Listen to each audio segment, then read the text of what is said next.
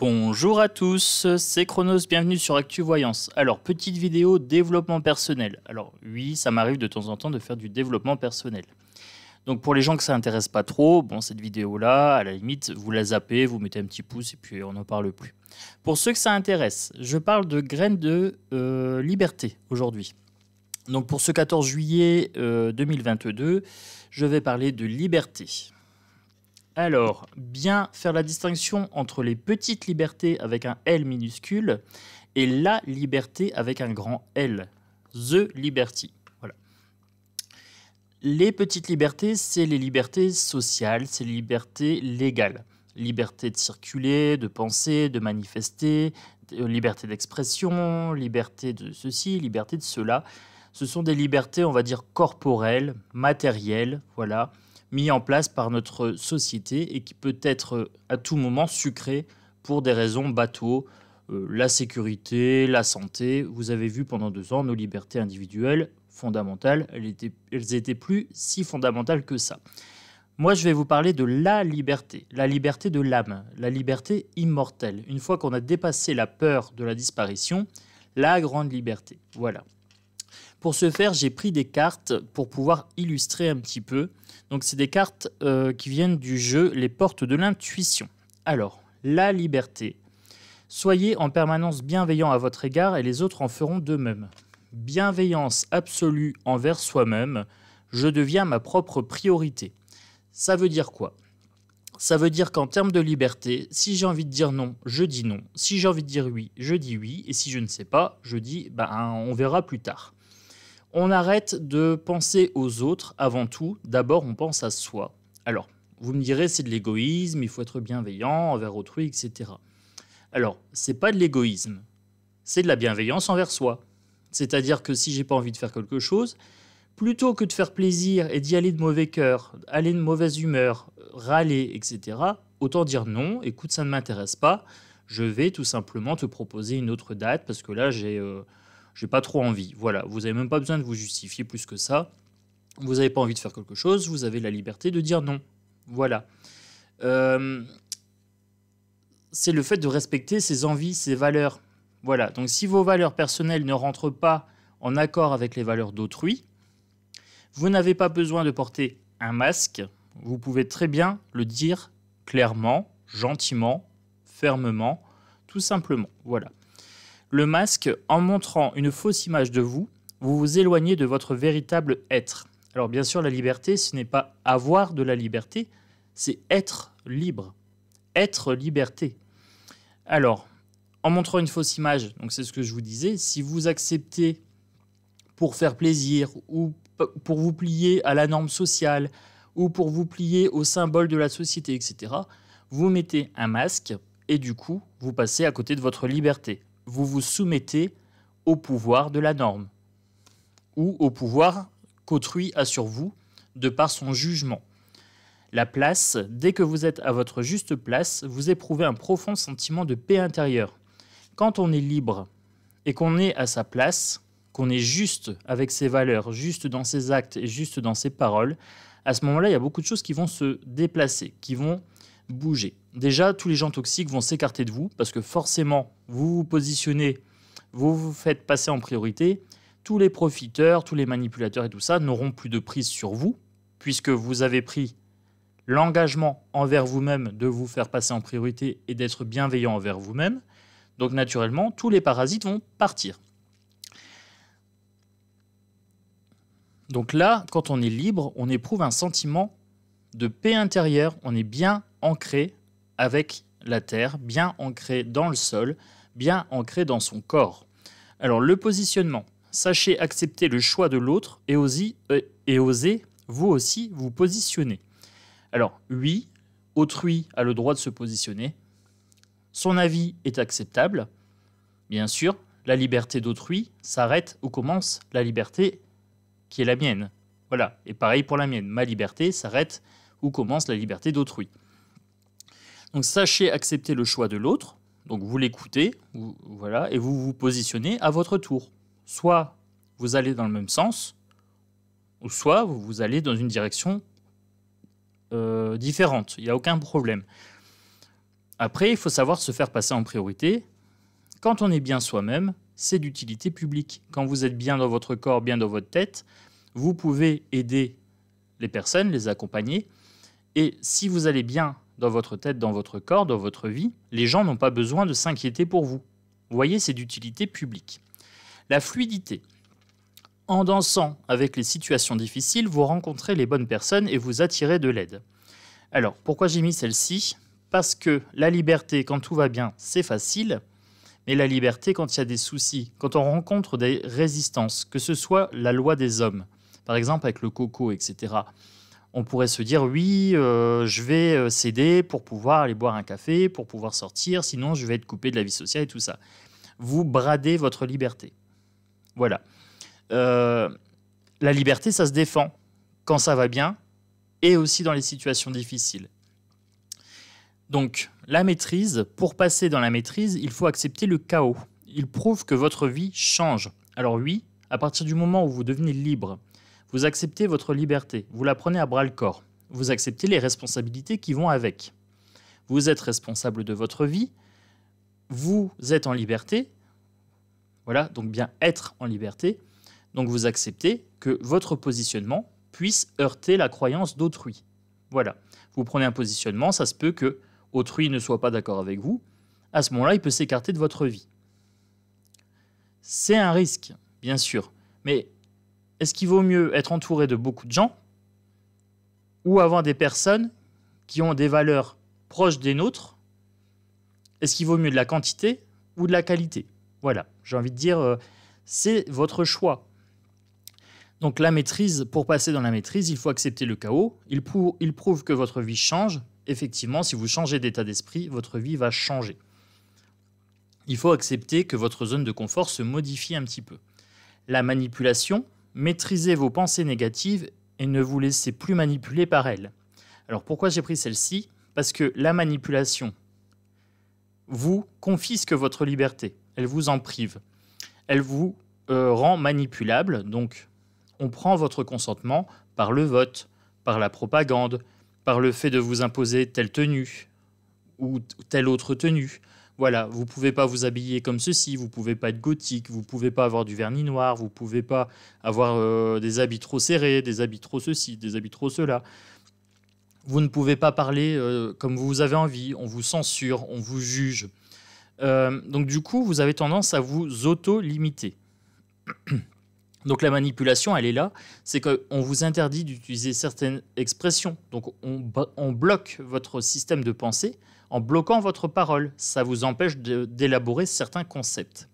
La liberté, c'est s'extraire de toutes ces contraintes, s'extraire de tous ces jugements, de tous ces préjugés que les autres ont vis-à-vis de vous, mais que vous avez aussi vis-à-vis des autres. Ça nécessite de faire un vide dans sa coupe émotionnelle, dans sa coupe intellectuelle, et de remplir de nouvelles valeurs qu'on juge bonnes pour nous. Voilà, quelles sont les valeurs que l'on veut suivre? Nous sommes libres, nous sommes responsables, donc nous sommes en responsabilité vis-à-vis de nos paroles, de nos actes, de nos habitudes, de nos attitudes. Et donc du coup, il y a vraiment ce côté à travailler. Je lâche les anciens préjugés, par exemple, « Oh, un tel est vulgaire ». C'est un jugement. Laissez un tel à sa place, il ne vous concerne pas. Voilà, vous avez votre œuvre personnelle à créer. Donc sortez de la manipulation de la société, sortez de tout ce qu'on vous a appris quand vous étiez enfant, éducation et tout ça, parce qu'il y a des biais. Maintenant, vous pouvez faire une mise à jour de votre éducation, de vos croyances. Donc profitez-en, utilisez votre liberté à bon escient. La méditation, détachez-vous de vos préoccupations habituelles nourries par votre ego. Donc l'ego, c'est une construction du mental. Méditez, alors pas forcément de façon assise, vous pouvez faire des méditations en marchant, en pleine conscience, etc. Avec de la musique, avec du dessin, vous pouvez méditer comme vous voulez. Faites de l'introspection, voilà.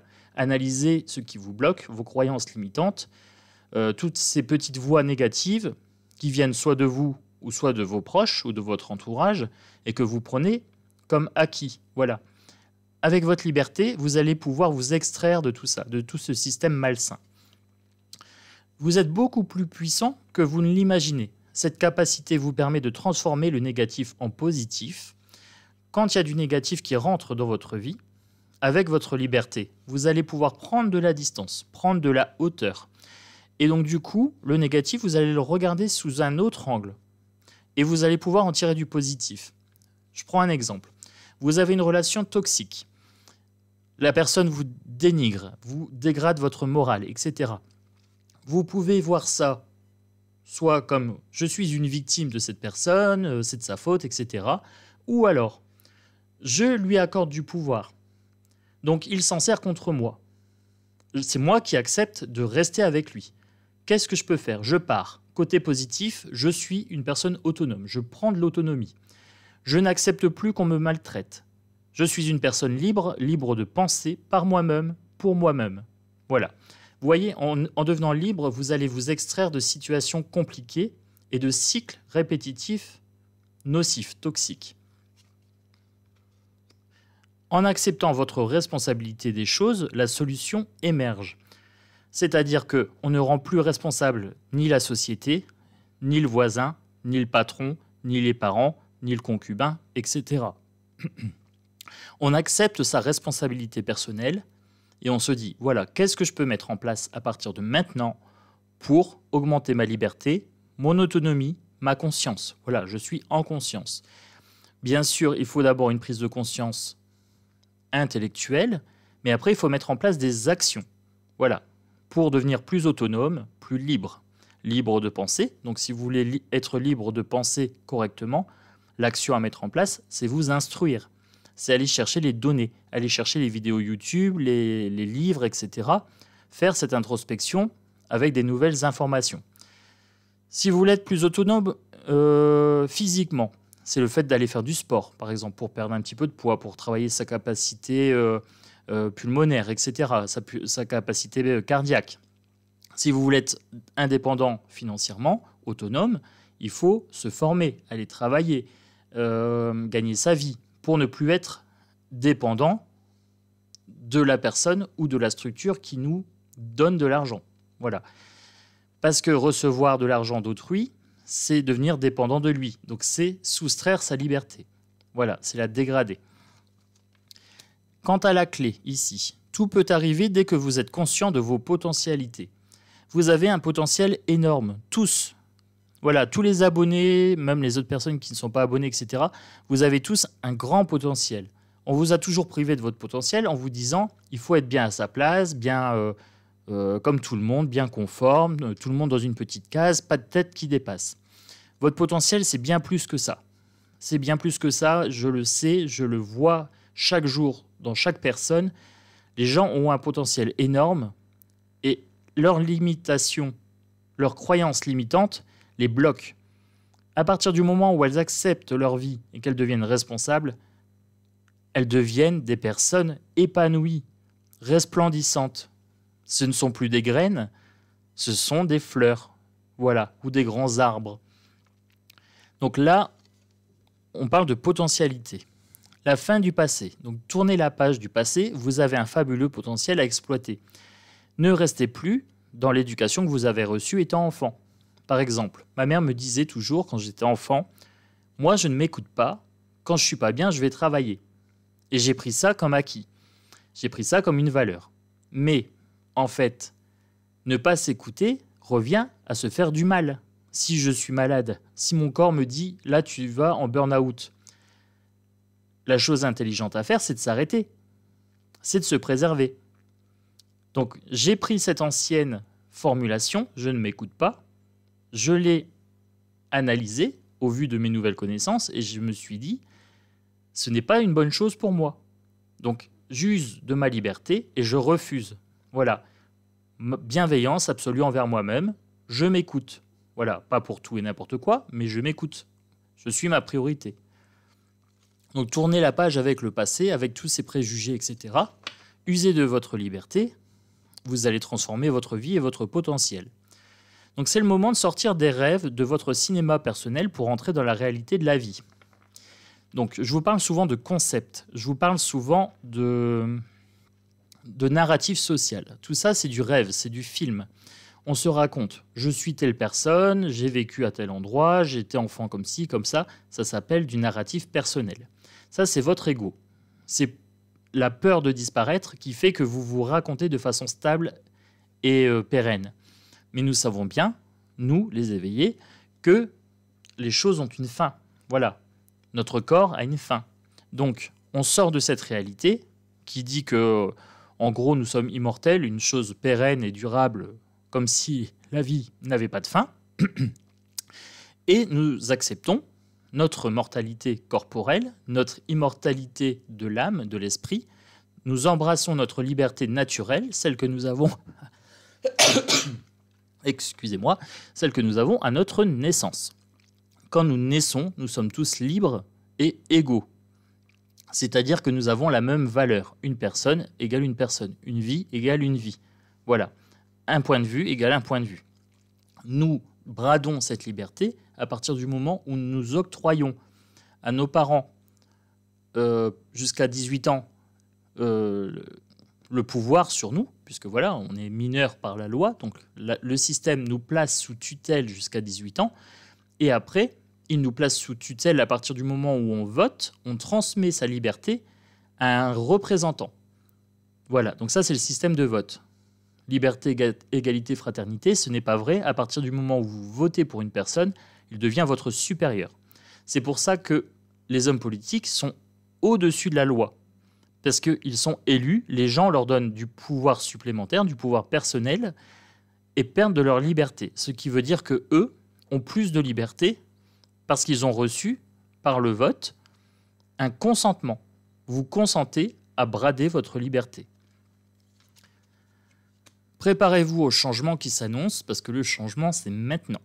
C'est avec moi, c'est avec Chronos, et c'est aussi avec vous. Ça, c'est le contrat que vous pouvez passer avec vous-même. Voilà.